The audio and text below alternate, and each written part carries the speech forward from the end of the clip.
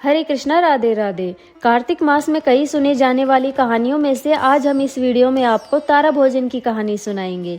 शुरू करते हैं। एक बार एक नगर में एक साहूकार अपनी पत्नी, 3 बेटे, बहू, पोता पोती, अपनी बेटी, जमाई और नाती नातिन के साथ रहा करता था। अब एक बार जब कार्तिक मास आया तो साहूकार की बीच वाली बहू ने सोचा कि अब की बार कार्तिक स्नान के साथ साथ तारा भोजन करूंगी, और ऐसा विचार करके उसने तारा भोजन का उपवास शुरू कर दिया। अब उस बहू को अपने तारा भोजन की कहानी को किसी को सुनाना था, तो सबसे पहले वह अपनी सास के पास जाती है और कहती है, माँ जी आप मेरी तारा भोजन की कहानी सुन लो। इस पर उसकी सास बोलती है कि मुझको तो पूजा करनी है, मंदिर जाना है, मेरे पास समय नहीं है। फिर वह अपनी जेठानी के पास गई और कहने लगी, भाभी जी आप मेरी कहानी सुन लो। इस पर उसकी जेठानी कहती है कि मुझे तो अभी खाना बनाना है।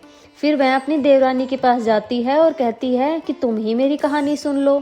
वह बोलती है, मुझे तो बच्चों को संभालना है, मुझे बहुत देर हो रही है। उसने फिर अपनी ननद से कहा कि दीदी जी आप मेरी कहानी सुन लो। उसकी ननद बोली, भाभी मेरे तो ससुराल से बुलावा आया हुआ है, मुझे अपने ससुराल जाने की तैयारी करनी है।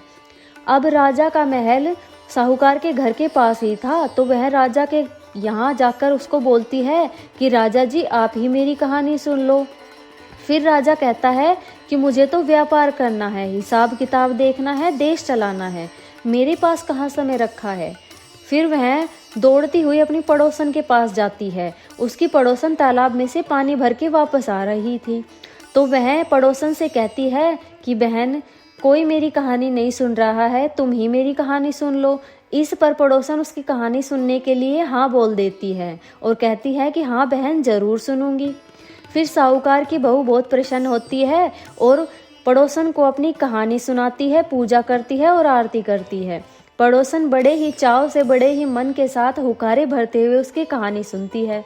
अब ऐसे ही पूरा महीना निकल गया और पड़ोसन उसकी कहानी सुनती रही। वह पूजा पाठ कर अपनी कहानी पड़ोसन को सुनाती रही। अब कार्तिक मास के खत्म होने पर उस बहू ने अपने तारा भोजन के व्रत का उद्यापन कर दिया।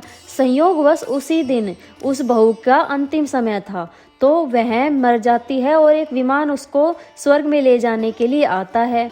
अब वह स्वर्ग में जाने के लिए उस विमान पर बैठ जाती है।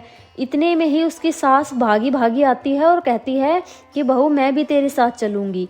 अब वह बहू अपनी सास को कहती है कि नहीं माँ जी आपको तो पूजा पाठ करनी है, मंदिर जाना है, आपके पास समय कहाँ है। इसके बाद बहू की जेठानी भागी भागी आती है और कहती है कि मुझे ले चलो अपने साथ। इस पर वह बहू कहती है कि नहीं दीदी आपको तो खाना बनाना है, फिर आप कैसे चल सकते हो मेरे साथ। अब उसकी देवरानी आती है दौड़ी दौड़ी और कहती है कि दीदी मुझे ले चलो अपने साथ। फिर वह बहू कहती है कि नहीं तुम्हें तो अपने बच्चों को संभालना है, तुम्हें तो उस चीज़ के लिए देर हो रही है ना, तुम कैसे चलोगी। फिर उसकी ननद आती है और कहती है कि भाभी मुझे तो ले चलो अपने साथ। इस पर बहू अपनी ननद को कहती है कि दीदी आपको तो ससुराल जाने की तैयारी करनी है ना, आप कैसे जा सकते हो स्वर्ग में। फिर राजा जी दौड़े दौड़े आते हैं और कहते हैं कि मैं तो चल सकता हूँ ना तुम्हारे साथ। तब वह बहू कहती है कि नहीं राजा जी आपको तो कारोबार संभालना है, हिसाब किताब देखना है, देश को भी तो संभालना है, तो आपके पास स्वर्ग जाने का समय कहाँ है। फिर वह पड़ोसन दौड़ी दौड़ी आती है जिसने बहू की कहानी पूरे कार्तिक मास में बड़े ही चाव से हुकारे भरते हुए सुनी थी, और वह कहती है कि बहन तू मुझे तो ले चलेगी ना अपने साथ विमान में। तब वह बहू कहती है कि हाँ बहन मैं तुम्हें जरूर ले चलूंगी, तुमने मेरी कहानी पूरे माह तक सुनी है। फिर वो दोनों विमान में बैठकर स्वर्ग जाने लगती है। फिर विमान से स्वर्ग जाते हुए रास्ते में वह बहू सोचती है कि मैंने तो कार्तिक स्नान किया, तारा भोजन व्रत किया, फिर उसका उद्यापन भी किया, तब मैं स्वर्ग जा रही हूँ, लेकिन इस पड़ोसन ने तो मेरी कहानी सिर्फ सुनी है, इसको मेरे कारण स्वर्ग मिल रहा है। ऐसा अभिमान उस बहू को हो जाता है। इतने में ही भगवान उसको विमान से नीचे फेंक देते हैं। फिर वह बहू पूछती है, हे प्रभु आपने ऐसा क्यों किया, मुझसे क्या अपराध हो गया जो आपने मुझे नीचे धरती पर फेंक दिया।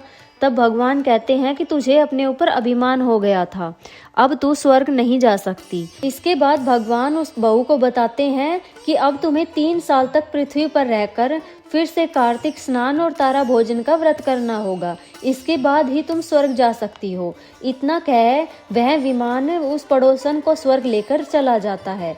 अब बहू भगवान की आज्ञा मान 3 साल तक कार्तिक स्नान और तारा भोजन का व्रत बड़ी ही श्रद्धा प्रेम के साथ करती है। फिर वह विमान 3 साल के पश्चात फिर से आता है और बहू को स्वर्ग लेकर चला जाता है। हे ठाकुर जी, जैसे उस बहू को तारा भोजन के व्रत का फल आपने दिया, वैसे ही इस कहानी को कहते सुनते हुकारा भरते सबके ऊपर अपनी कृपा दृष्टि बनाना और सबकी मनोकामनाएं पूर्ण करना। जैसे उस बहू को अभिमान हुआ, इतनी कृपा करना ठाकुर जी कि वैसा अभिमान किसी को भी ना हो। हरे कृष्णा, राधे राधे।